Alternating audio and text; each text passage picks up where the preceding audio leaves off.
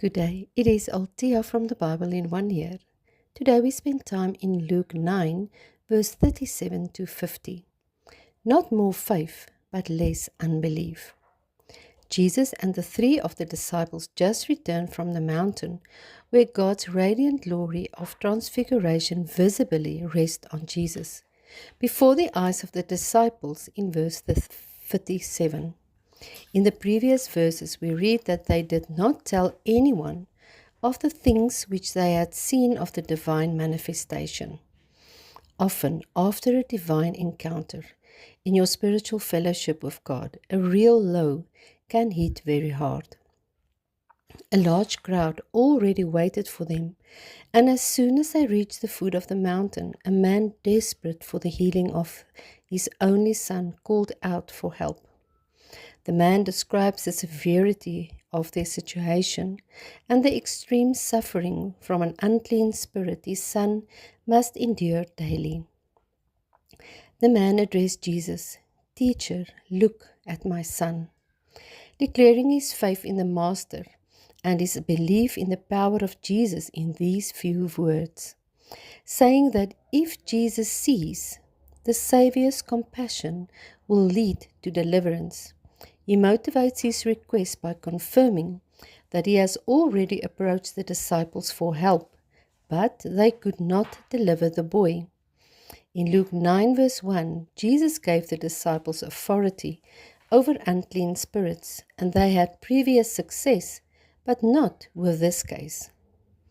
In verse 41, we read about the frustration Jesus felt with his disciples. Jesus already taught them everything, but knowing how was not enough. Jesus carries on with you, unbelieving and perverted generation.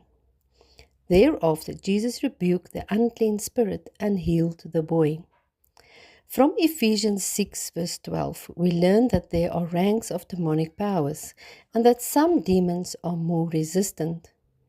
In Matthew 12 verse 21, Jesus says that, "But this kind of demon does not go out except by prayer and fasting." We need to realize that knowledge is not enough. We draw closer to the heart of God with prayer and fasting. The disciples did not need more faith, they needed less unbelief. Unbelief tends to fade away as we get to know the heart of God through prayer and fasting.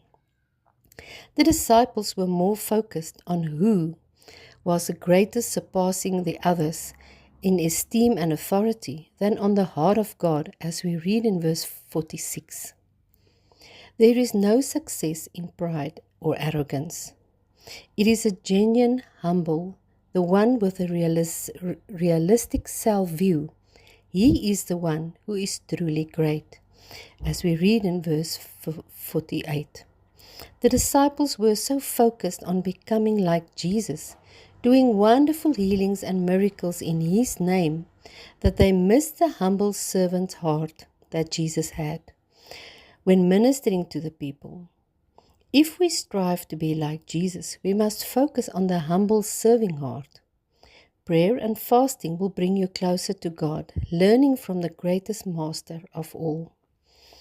Jesus refers to himself in Matthew 11 verse 29, says, "Take my yoke upon you and learn from me, following me as my disciple, for I am gentle and humble in heart, and you will find rest."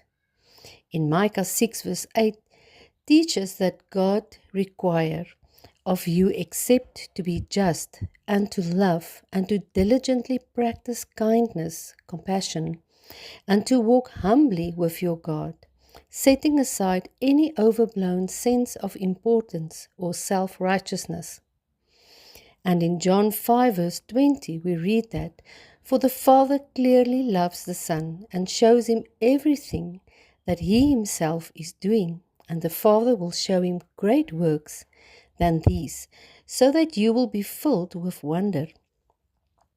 John 5 verse 19 reads, Jesus teaches us that He, the Son, can do nothing of himself, of his own accord, unless it is something he sees the Father doing. For whatever things the Father does, the Son, in his turn, also does in the same way. Let's remember to stay focused on our learning, not only to do as Jesus did, but to have the same humbling servant heart, setting aside any overblown sense of importance or self-righteousness. Focus on building a close relationship with God that will overflow in humble obedience through serving. May you be blessed. Goodbye.